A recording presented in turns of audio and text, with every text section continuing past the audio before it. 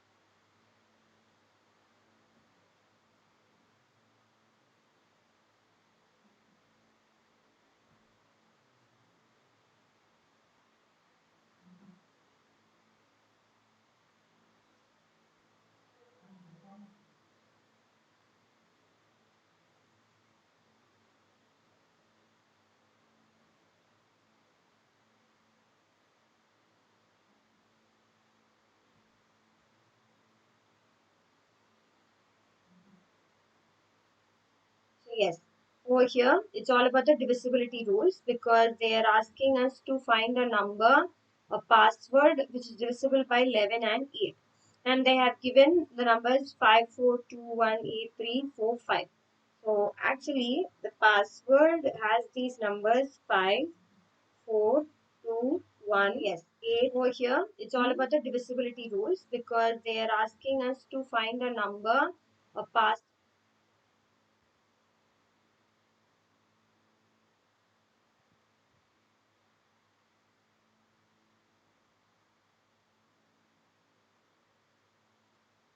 5, 4, 2, 1, 8, 3, 4, 5. And now a number has to be added in the prefix and added in the suffix. Okay. So in this case, what has to be done? A number has to be added in the prefix and suffix from any of these options so that the entire 10-digit number has to be divisible by 11 and 8. So this is what they mean. So what should be the numbers that should be added here?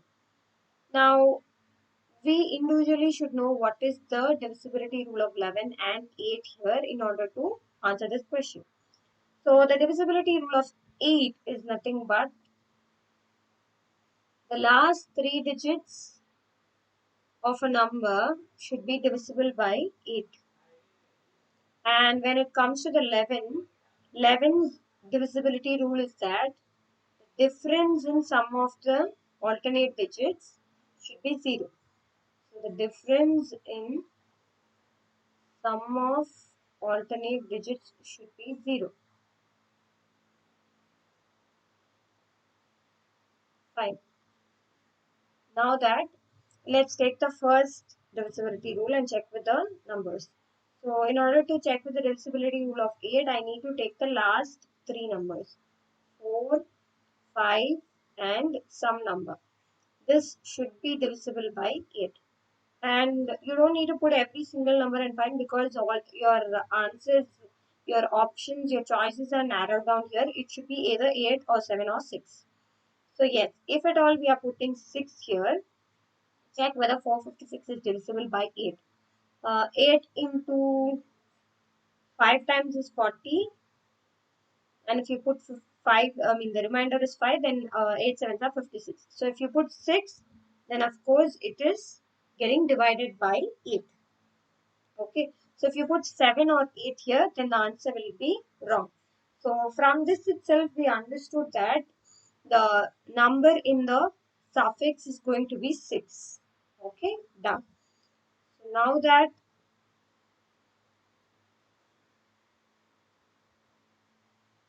we know that the last number of the 10-digit number is going to be, last digit of the 10-digit number is going to be 6.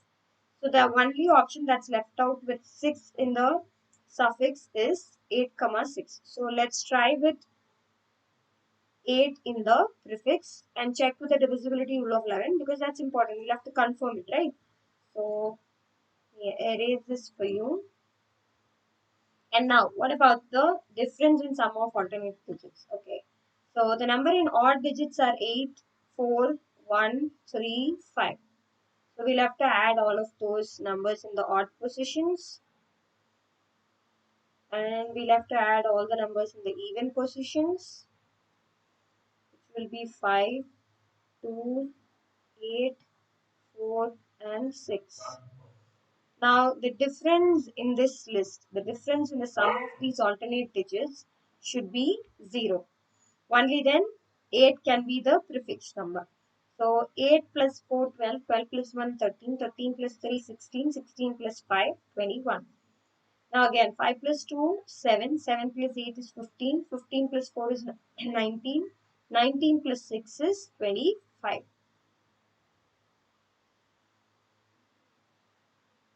I think all the numbers are right. Yes, 4135, 41358, and 52846. Okay, so these are the numbers that are letting us find it, correct? Now the difference is not 0. So this cannot be the answer. So in this case, then we'll have to check with other numbers only, because there's no other go. So let's start with the other options, because this is the only way we can find it. Let me add it again. 15 plus 10.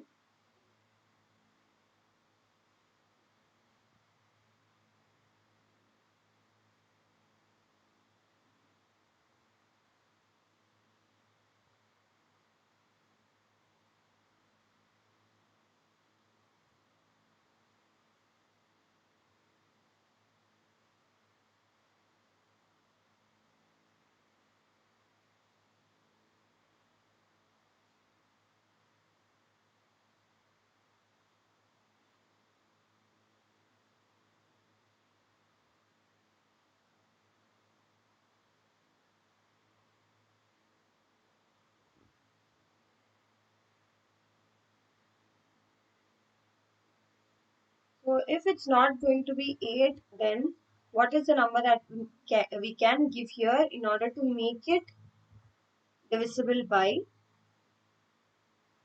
11? So adding all these numbers, 4 plus 1, 5, 5 plus 5, 10, 10 plus 3, 13. So now instead of 8, we'll put it as x. So in this case, what is the one number that has to be here in order to make the difference as 25? So in that case, what should be the value? 13 plus, I think it should be 12. Or if we put 1 here also, then the difference would be 25 minus 14. 25 minus 14 would give you a number 11. 11, of course, it's a multiple of 11, so we can make it as 11 also. So the only number that I can put it here is 1. So x value is equal to 1. So only if I put 1 comma 6, 1 in the prefix and 6 in the suffix, my answer will be correct. It will be divisible by 11 and 8. So this cannot be the answer. 6 is in the suffix, but in the prefix, it's the number 1 which has to be added. If not, then the answer should be wrong. So our correct answer is 1 comma 6. I will come again. There is a 8-digit number, and to that 8-digit number, you'll have to add one number in the last, one number in the prefix to make it a 10-digit number. And this 10-digit number should be divisible by 11 and 8. Okay. So, firstly, we will apply the divisibility rule of 8, which is last 3 digits should be divisible by 8. So, what I'm doing, I'm taking 4, 5 and a particular number, and this should be divisible by 8. So the only number that I can add here is that 6. So 456 is divisible by 8. So the number in the suffix will be 6. So if you put suffix as 6, then the divisibility rule of 11 is that sum of the alternate digits difference should be 0 or a multiple of 11. So I don't know the number in the prefix, so putting it as x, and just adding all the numbers in the odd positions, adding all the numbers in the even positions, and taking the difference and putting it to be, equating it to be 0. So now in this case, if I put x value as 1, only then 13 plus 1, 14, and difference of 25 and 14 will make it as 11. So that the entire 10-digit number will be divisible by 11. So that's why the answer is 1 comma 6. 1 is the number that has to be put in the prefix, and 6 is the number that has to be put in the suffix. Okay. Now, here is an interesting question. We have 8 minus I, 8 plus j, 8 minus k, 8 minus L, 8 plus m is equal to 3927. Now, what is the value of I, j, k, L, m addition? Okay.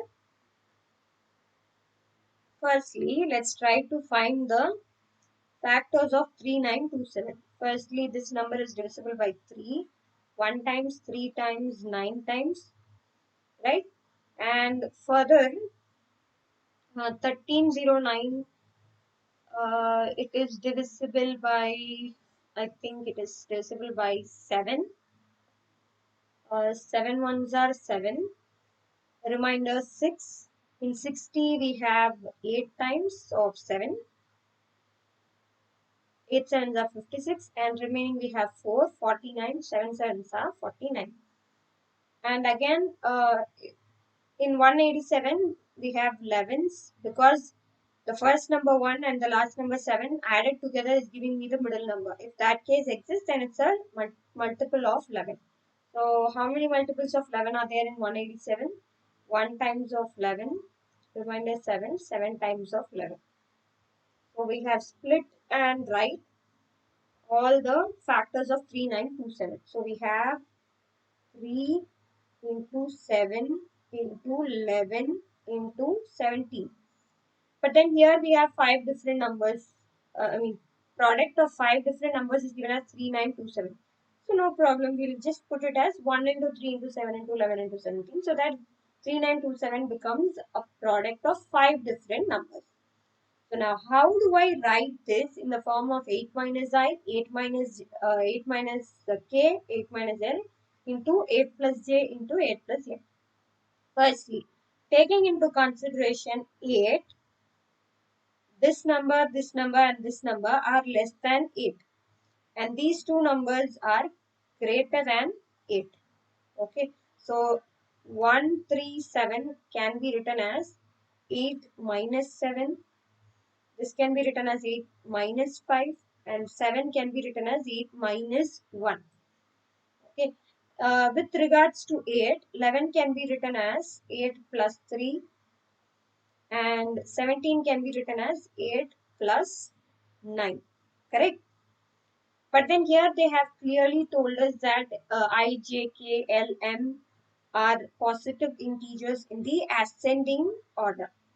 As in this case, then it will be like 8 minus 1, 8 plus 3, 8 minus 5, 8 minus 7, and 8 plus 9, which is exactly similar to 8 minus I, 8 plus j, 8 minus k, 8 minus L, and 8 plus M. Anyways, the order doesn't matter because we are just going to find the sum of all these variables I, j, k, L, M only. So, taking all the values of I, j, k, L, M, we have 1, we have 3, we have 5, we have 7, and we have 9. Correct? So, on adding all these numbers, we get 9 plus 1, 10, 7 plus 3, 10, 10 plus 10, 20, 20 plus 5, 25. As simple as it is, right? But most of the times when we read these kind of questions with a lot of variables and all, we might think that it belongs to the function or equations question, and we will try to skip it. So kindly allot some time for reading the question. You decided whether you can proceed or not. So the answer for this question is 25. Perfect. So let's move on to the next question. Yeah, this mixtures and allegations question is very, very important because it is involving the mixtures and allegations topic also, and it is involving the ratios concept also. So here we have two alloys, alloy A and alloy B. Okay, so alloy A is made up of iron and zinc, and alloy B is made up of iron and zinc again. But only the ratio of the iron and zinc mixed in order to form the alloys is differing. So in the first alloy, the iron and zinc mixture are in the ratio 5:3. And in the second alloy, the iron and mixture ratio is like 1:2.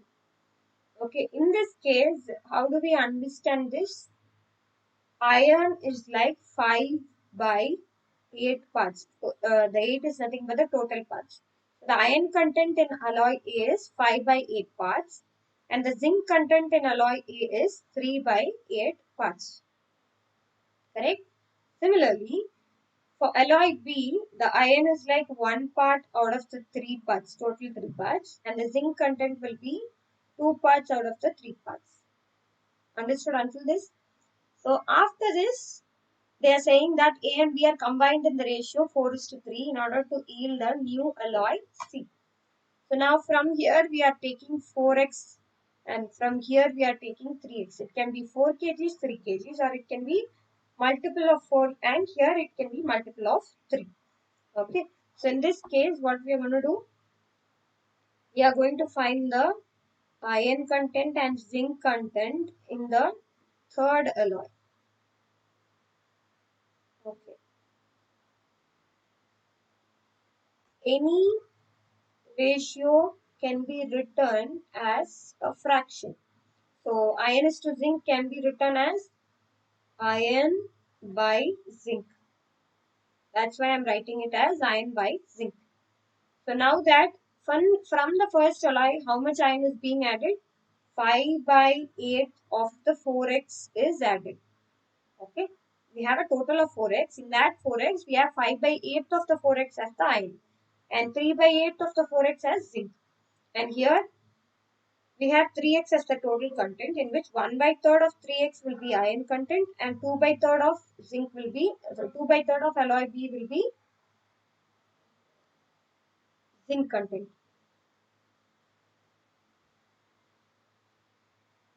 We are going to find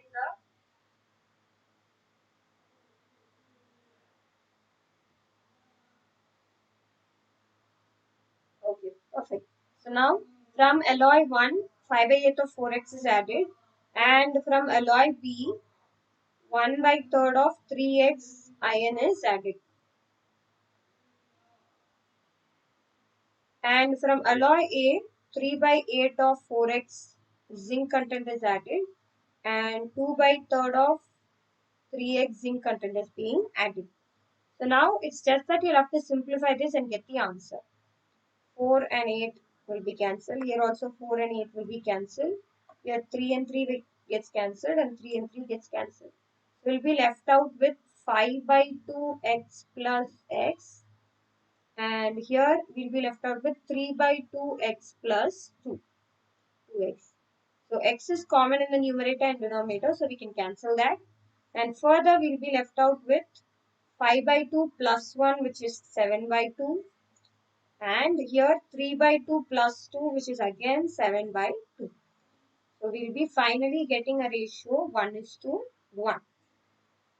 And the third alloy that we have created, the ratio of the iron and zinc are in the ratio 1:1. 1 by 1 again can be rewritten as 1:1, because I told you that any ratio A is to B can be written as A by B, and any fraction A by B can be written as A is to B. Done. Here is the next question. A race horse starts chasing a wild pony 2 hours after the pony bolts the stable. The race horse finally catches up with the pony after 3 hours.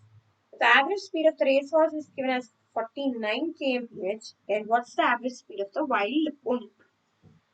Now that they have given the time and they have given the speed, and we will have to find speed of one particular parameter is given, and we'll have to find the speed of the other one, correct?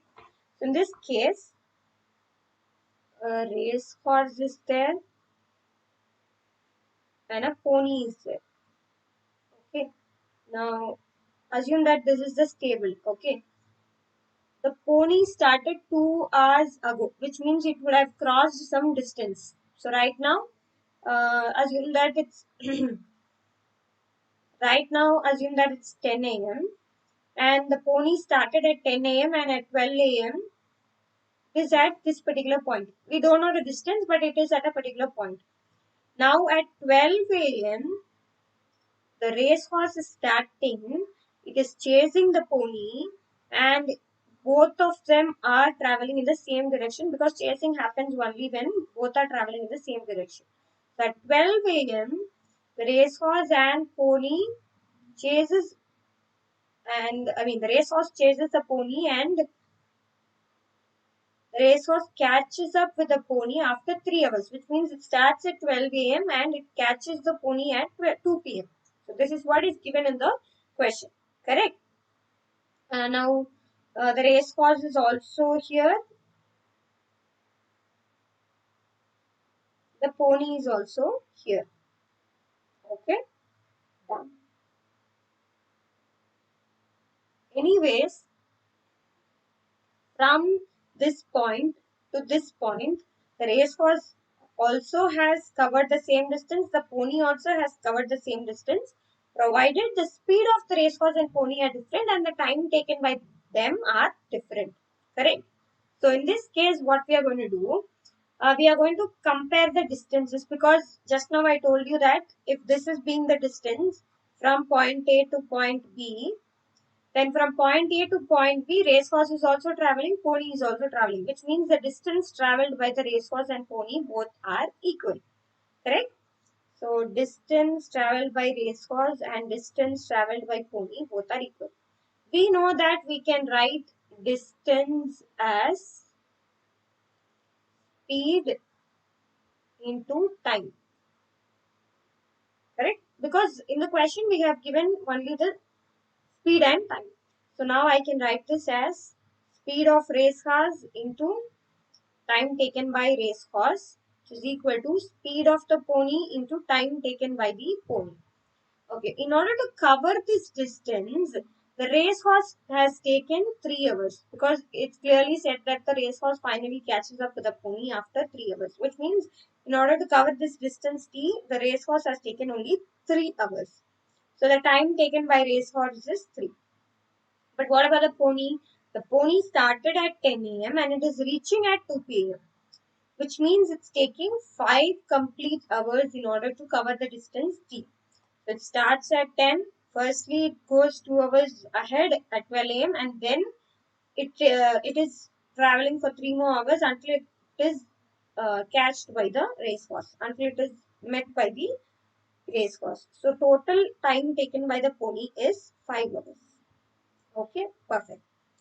Now, speed of the racehorse is given as 49 km per hour, and the speed of the pony is not given. So let's take it as the variable x.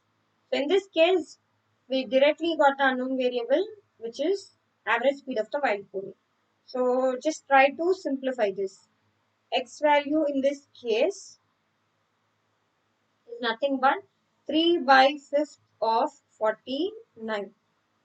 So it will be how much? 1 5s are 5, 9 5s are 45. In 40 we have 8 times. So the answer will be 9 into 3, 27. 0.8 into 3, which is 2.4. So 27 plus 2.4, 29.4 kilometer per hour. Okay. So the average speed of the pony, of the wild pony, is 29.4 kilometer per hour. So the actual solution is only this much. But provided that you'll have to understand that irrespective of the speed and time being different, the distance traveled by them is same. Only then you can get the answer quickly. So yes, let's move on with the next question. Yeah, these kind of questions are really a challenge for you because this comes under data sufficiency and you really have to check only whether you're able to get the answer or not. Are you able to get the answer? Yes. You're not able to get the answer? No. So these are the two things you'll have to note in these kind of data sufficiency questions. And data sufficiency questions will not only include the quantitative part, it might include the reasoning part also, the verbal part also. Now, right now, here we are looking at the quantitative aptitude involved data sufficiency question. Perfect. So, is X a prime number? Which means my answer should be either yes or no. Correct. So, the provided statements 1 and 2, am I giving an answer yes or no? That depends. So, let's try to implement these statements and get an answer. So, here it's given that x is a positive integer. X to the power 4 is greater than 3000, which means let's take x as 5. If x is 5, then x power 4 is how much? 5 5s are 25, 25 5s are 125, 125 5s are 625. 625 is not greater than 3000, so x cannot be 5. Now let's take x is equal to 6. Then in that case, we will be having 6 6 are 36, 36 6 are 216, and 216 into 6 will be 1296 IS, which is also less than 6. Okay. And when x is equal to 7, the x power 4 value will be 7 7s are 49, 49 7s are 343, 343 3s are 2041. Again, it's less than 3000, so it cannot be the answer. When it comes to 8, 8 8s are 64, 64 8s are 512, and 512 into 8 is how much? Yeah, it's 4096. Okay, this is greater than 3000. Okay, but then we'll check for the other numbers also. Now that they have also given the answer, x power 4 is less than 10,000. Correct? So in that case, I'll take the number 9. Then of course, 9 can be the answer, I guess, because when we take the value of x as 10, the x power 4 is 10,000. So this also cannot be included. So the only two numbers that are left out, even you don't need to find the x power 4 also. So now that we know the x value can be 8 or 9. Even it can be 8 or even it can be 9, both the numbers does not come under the prime numbers. Correct? So both come under the same category, composite numbers. So that's the reason why I can say whether x is a prime number or not using the first statement and the second statement. Because with only one of these statements I can't find it. Because more than 3000 means we have a lot of x values which comes more than 3000. And less than 3000, less than 10,000, again there are a lot of numbers.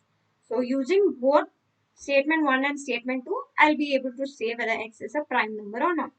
So the answer will be both the statements together are sufficient to answer the question. Yes. So now let's go to the next question. Again, is the integer k a prime number? Over here we have given, they have given the first statement to be k is equal to 10 factorial plus m, where m can be 1.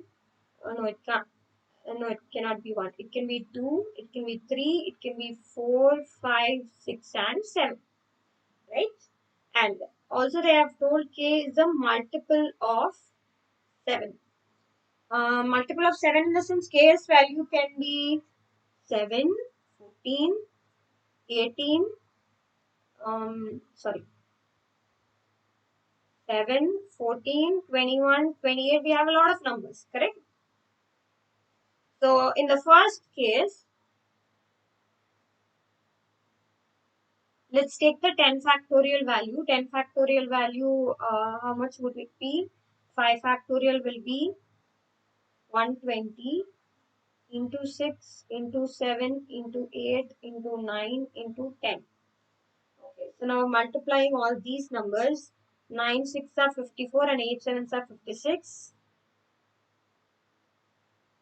We'll be getting 20, 30, 50, 52, and 25 plus 5, 30. So again, this has to be multiplied with 120. It would be 8,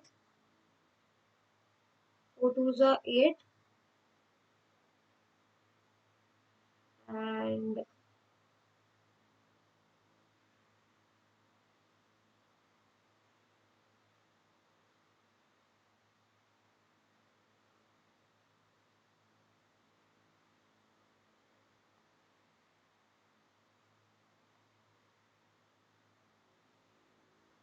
so we will get this kind of number, right? So to this, I'll have to add 2 or 3 and 4 and 5 and 6 and 7. And I'll have to check whether it's a multiple of 7 or not. Only then I can find whether it's a prime number or not a prime number. Right. So in that case, I might add 2 or I might add 3 or I might add 4, 5, 6 and 7. Which again gives you a lot of answers, and it might be a multiple of 7 or it might not be a multiple of 7. There is a lot of chaos over here. So using the first statement, k is equal to 10 factorial plus all these 6 numbers. As in, let me put it in a clear way. Finally, we got the number as 3628800. Now with this I can add 2, 3, 4, 5, 6 and 7. Correct. Now all these will give me a number. It will give 6 different numbers. Okay. With that I cannot find, with only the first statement I cannot find whether it's a prime number or not. Okay, let me take the second statement, which is like the k value, which is like 6328802, 6328, 632880304050607. So I'll get 6 different numbers. Okay. In this case, I'll check which of the numbers is a multiple of 7. So that number I'll take, and whether I'll judge whether it's a prime number or not. Okay, so using both the statements 1 and 2, I can find whether the integer k is a prime number or not. So the answer is, oh, 1 second.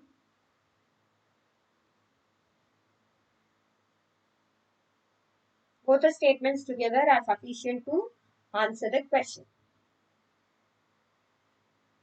Yes, next question. Here it says z is equal to x power n minus 90. And they are asking whether this is divisible by 9 or not. Okay, first statement is actually telling us that x is equal to 10, which means 10 power n minus 19 is the z. Correct? So now in this case, if I put n value as 1, then it will be 10 minus 19 minus 9. If I put n value as 2, then it will be 100 minus 19, 81. If I put n value as 3, then it will be 1000 minus 19, which is 981. Correct. And if I put it as 4 value, n as 4, then it will be 10,000 minus 19, which is 9,981. Okay, perfect. So now in all these four cases, 9 is also divisible by 9, 81 divisible by 9, 981 divisible by 9, 9 and 81 also divisible by 9. Okay, so in this case, I can say that n is z is divisible by 9. Okay, with first statement alone, I can find the answer. Now, second statement. Second statement is saying z plus 981 is divisible by 9. Okay, using this, the z value can only be a number which is a multiple of 9. Right? Because, assume that I am taking the z value as 9. Okay, if I have it as 9, 9 plus 981 is 990. So 990 is divisible by 9. And again, if you take it as 18, 981 plus 18 will be nothing but 999. So in this case also it is divisible by 9. So the only possibility of having the z plus 981 divisible by 9 is this value should be divisible by 9. So using the second number also I can say that z is a number which is divisible by 9. So either first statement or second statement individually is helping me in order to answer the question. So the answer would be either of the statements alone is sufficient to answer the question. I hope you understood this. So let's move on with next question. Yeah, this is a number series question. Here we have 12, 18, 36, 19 to 70. Whenever we see a number series question, it's quite common that you'll have to go with the difference between the consecutive numbers, right? So here we have the difference as 6. Here we have the difference as 18. And between 36 and 90, I think the difference is 54. And here the difference is like 270 minus 90, 180. Okay. Now that 6, 18, 54, actually we can connect 6 3s are 18, 18 3s are 54, but then 54 into 3 will not be 180. So that cannot be the formation in which the number series is made. But okay, 6 is actually got by dividing 12 by 6, correct? If I divide 12 as half, then I get 6. And if I'm taking the entire 18, then it will be 18. And how are 36 and 54 related? 36 plus 18 is 54. So it's actually 36 can be written. Okay, I'll write it clearly down. First number plus 6, which is nothing but half of 12 is 18. And 18 plus 18 is 36. 36 plus 18 is 54.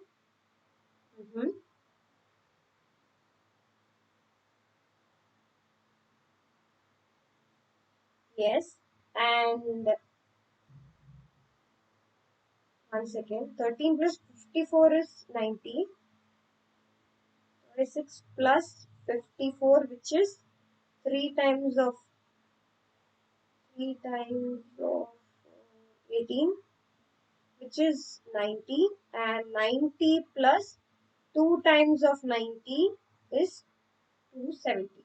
So if at all, if you want to put 54 in terms of 36, how will you put it? If at all I want to write 54 in terms of 36, then I will write 1.5 times of 36. Yes, this is what I'll write it. 36 plus 36 plus 18 is together giving me 90. So I can write this as 36 into 1.5. Okay. Similarly, the first number can be written as 12 plus half of 12, which is 18. And this is like 18 plus 1 times of 18, which is 36. And the third one, just now we got it, 36 plus 1.5 into 36. 36 plus 1.5 into 36, which is giving me 90. And 90 plus 2 times of 90 is giving me 270. Correct? So next number in this particular combination would be like 270 plus 2.5 of 270. So 2 times of 270 plus half of 270 is what I have to add now. So 270 plus 2 times of 270 is how much? 540. And half of 270 is nothing but 135. So if you add this, you'll get it as 675. So adding 675 and 270, we'll be getting 945. That makes our answer as 945. So this is the way in which you'll have to relate the consecutive numbers. Okay. And I would actually do it in another way, which is pretty much illogical, but you can try that also. Which is like if you add 1 and 2, it's giving me 3, which is a multiple of 3. And 1 and 8 together is giving you 9. That is also a multiple of 3. 6 and 3 together is 9, which is a multiple of 3. 9 plus 0, 9, multiple of 3. 2 plus 7 plus 0, 9, which is a multiple of 3. And over in all these options, 9 plus 4 plus 5, which gives a sum of 18, which is divisible by 3. Okay. If you look for other numbers like 4 plus 5, it will be 13, which is not a multiple of 3. And here it will be 15. Oh, 15 is divisible by 3. So that's why I didn't use that particular method. Okay, done. But you can actually go with that particular combination also. Yes. Also, now the answer for this question is 945. Done. We have come to the last question. 102, 123, 146, 171. Now, what is the missing number? Okay. Again, if it's a number series, then of course we'll have to go with the differences. So I'm going to take the difference between these two numbers. 123 and 102. The difference is 11. 11? No, it's 21. And what about 123 and 146? The difference is 23. And what about the difference between 171 and 146? 156, 166. And yeah, so it's 25 as I guessed. So the next difference should be, of course, 27. 171 plus 27 will give you an answer 198. So the missing number will be 198.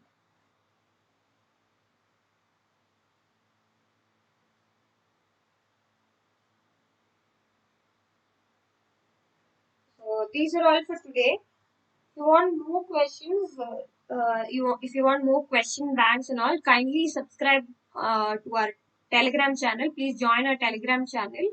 And in the Telegram channel, we'll be posting a lot of questions.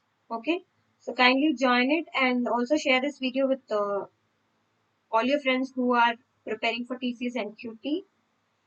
So we'll meet tomorrow. Any queries and questions, you can join the platform, the discussion forum, which is in Telegram, and ask us. We will definitely guide you. Thank you so much, and bye bye. Take care.